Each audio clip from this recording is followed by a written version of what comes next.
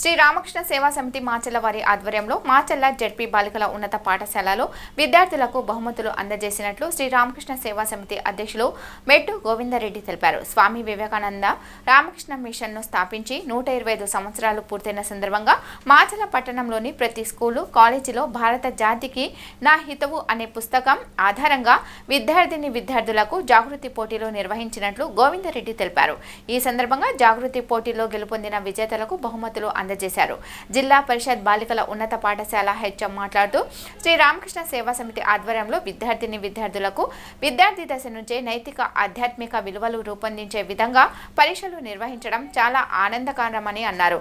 ఈ కార్యక్రమంలో జిల్లా పరిషత్ బాలికల ఉన్నత పాఠశాల ఉపాధ్యాయులు మరియు శ్రీరామకృష్ణ సేవా సమితి సభ్యులు పాల్గొన్నారు.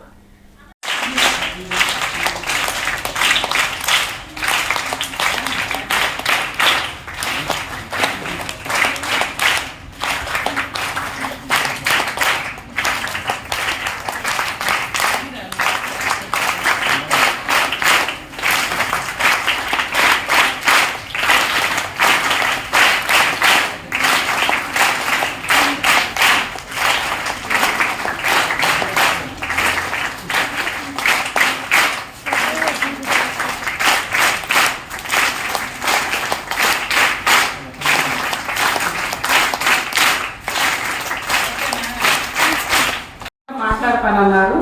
మా ఈ పుస్తకాలు వాల్యూమ్ 1, 2 అన్నమాట. దానికి కూడా ఒక చిన్నది చికాగోలో వివేకానంద గారి ఉపన్యాసం. ఇది వాల్యూమ్ 1 and 2.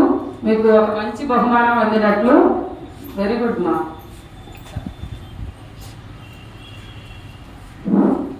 శుభోదయం తల్లి.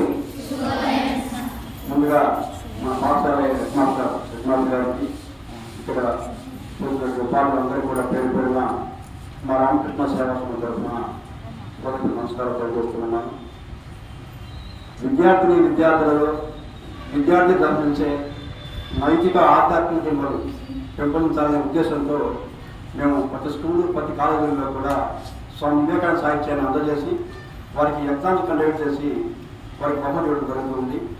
ముఖ్యంగా ఈ కార్యక్రమం ఉద్దేశం ఏంటంటే service to man is service to God, అంటే మానవ సేవయే మాధవ సేవ అనే సంకల్పంతో స్వామి వివేకానంద రామకృష్ణ మిషన్ స్థాపించి 125 years పూర్తయింది.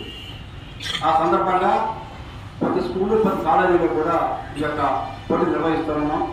ఈరోజు కూడా ఆ స్వామి వివేకానంద స్ఫూర్తితో దేశవ్యాప్తంగా కాదు, ప్రపంచవ్యాప్తంగా కూడా అనేక రామకృష్ణ మిషన్లు, రామకృష్ణ సేవా సమితులు, అనేక కాలేజీలు, స్కూల్స్, యూనివర్సిటీలు కూడా విరాజిల్లుతూ ఉన్నాయి. ముఖ్యంగా ఇందాక విషయం చెప్పారు అమ్మాయి శుద్ధి చెప్తున్నా. శుద్ధి ఏంటి?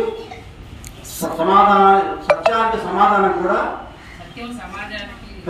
సమాజానికి తల వంచదు, అవునా? సత్యానికి తల వంచాలి. కాబట్టి అలా సత్యాన్ని నేను అలవర్చుకోవాలి. ఈరోజు చిన్న ఉదాహరణ చెప్తాను. ప్రపంచవ్యాప్తంగా స్వామి వివేకానంద స్కూల్స్, కాలేజీలు చాలా ఉన్నాయి.